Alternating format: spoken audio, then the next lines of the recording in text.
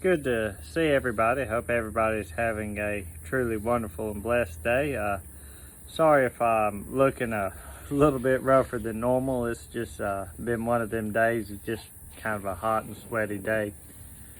I want us to talk a little bit about a conversation I had with a younger gentleman, and he was somebody that is just going through a rough patch, I guess is the best way to describe it, in his life. And without getting into too many details, he went into trying to blame God for the situations at which he found himself in. Kind of taken back by that, I started asking him why he felt the way that he felt. And he went in to explain to me that, and this young man was a member of the Lord's church, but he explained to me that his life had seemingly fallen apart from some bad decisions that he has made in the past, and those decisions had come back to haunt him, and he was almost as if he was blaming God for the situation that he was in. Well, after having a little bit of a conversation with him, I brought up to him King David. And I asked him, I said, when I bring up King David, what is it that you think about? And like so many people, he brought up that David was a man after God's own heart. I said, that's very true. So David was a very repentant man. So as a matter of fact, David's story is far from one of roses, and it's something that us as Christians need to understand, that sometimes the decisions we make are decisions that while we may not have been in the right mindset, while we may not have been living right with God, there's still consequences for the decisions we make. There's still consequences for sin.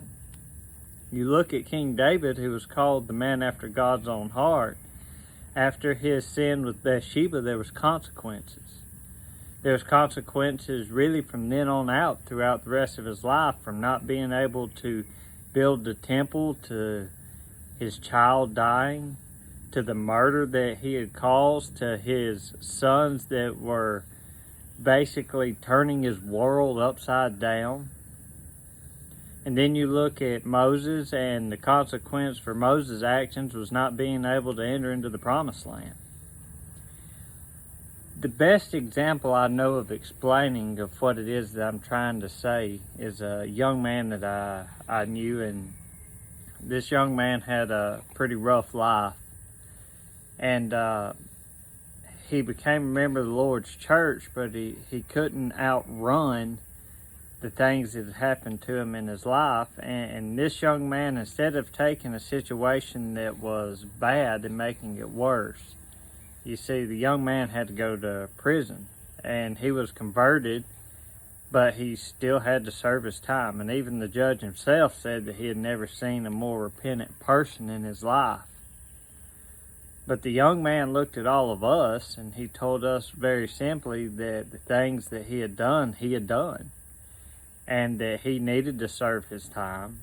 And while he was in prison, he had started a church that was in that prison, and the last that I had heard, he was responsible for bringing almost 90 other people to Christ. So the idea that once we become a Christian or we have certain things in our life, we won't have any trouble is just simply not true. You see, trouble is what helps form our faith, and having a life that isn't perfect is what separates Christians from everyone else in the way that they live and the things that they do.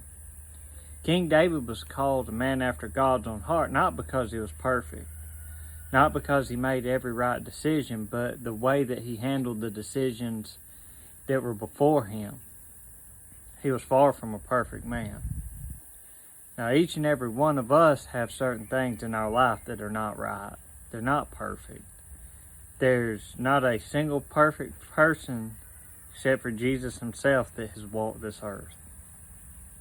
So in understanding that also means understanding that that we've all done things wrong and there's consequences to those things that we do wrong. But let's don't blame God for our decisions. You see, that's where the young man that I was talking to today was going wrong. He was blaming God for decisions that he himself actually made. And in those decisions that he himself actually made, there was consequences for that. You see, there's consequences for sin. Consequence for sin is death. Not just a physical death, but also a spiritual death. So it's important for us to remember that as Christians, we are to be separate. And while things are not always going to be perfect, and while sometimes things happen to us in our lives that we don't understand because we're trying to live right, it's also important to understand that we have a higher purpose and a higher understanding. Just like the young man that I talked about with the prison ministry. That young man could have sat there and said, well, I've changed my life, so why are these things happening to me? But he didn't do that. He said, this is what needs to happen, and I'm going to make the best of it. I hope y'all have a absolutely blessed day.